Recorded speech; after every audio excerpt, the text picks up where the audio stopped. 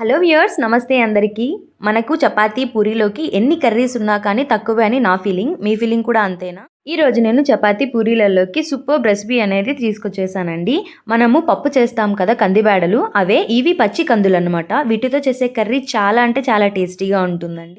ఫ్రెష్గా ఇప్పుడే చెట్లో నుంచి తెచ్చిన కందికాయలండి, ఒలిచి పక్కన పెట్టేసుకున్నాము. చూడండి ఎంత ఫ్రెష్గా ఎంత బాగున్నాయో.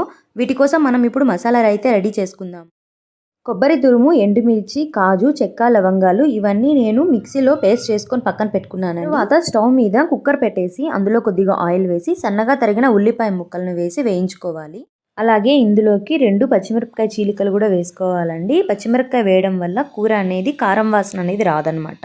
ఉల్లిపాయలు బాగా ఫ్రై అయిన తర్వాత మనము కడిగి పక్కన పెట్టుకున్న పచ్చి కందుల్ని ఇందులో వేసుకోవాలి. తరువాత ఇందులోకే కొద్దిగా రాళ్ళ ఉప్పు మరియు పసుపు కూడా యాడ్ చేసుకోవాలి. రాళ్ళ ఉప్పు ఏంటంటే కర్రీ టేస్టీగా ఉండడానికి యూజ్ అవుతుంది. మీరు సాల్ట్ అయినా యూజ్ చేసుకోవచ్చు. ఇవన్నీ బాగా కలిసేలాగా తిప్పేయాలండి. ఆయిల్లోనే ఇవన్నీ వేయడం వల్ల ఉప్పు, కారం అనేది గింజలకి బాగా పడుతుంది. తర్వాత ఒక సన్నగా తరిగిన ఆలు అనేది వేసుకోవాలి. ఆలు ఇష్టం లేని వాళ్ళు స్కిప్ చేసుకోవచ్చు. ఒక 2 మినిట్స్ మూత పెట్టేసి లో ఫ్లేమ్లో మగ్గనివ్వాలండి.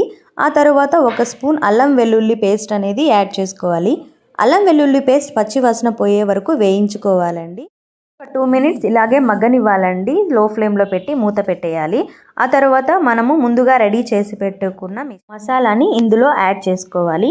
మసాలా అంతా బాగా కలుపుకోవాలండి. గింజలకి బాగా పట్టాలి మసాలా. తరువాత ఇందులోకి కొద్దిగా ధనియాల పొడి కూడా యాడ్ చేసుకోవాలి. మసాలాలన్నీ పచ్చి వాసన పోయేంత వరకు బాగా వేయించుకోవాలి. లో ఫ్లేమ్లోనే ఇదంతా చేయాలి, లేదా అడుగంటుతుంది. తర్వాత ఒక పండిన టమోటాని మీడియం సైజ్ది సన్నని ముక్కలుగా కట్ చేసుకొని ఇందులోకి యాడ్ చేసుకోవాలి. కొంతమంది మసాలా కర్రీలోకి టమోటా అనేది వేయడం ఇష్టం ఉండదు, ఎందుకంటే స్వీట్ అయిపోతుందని.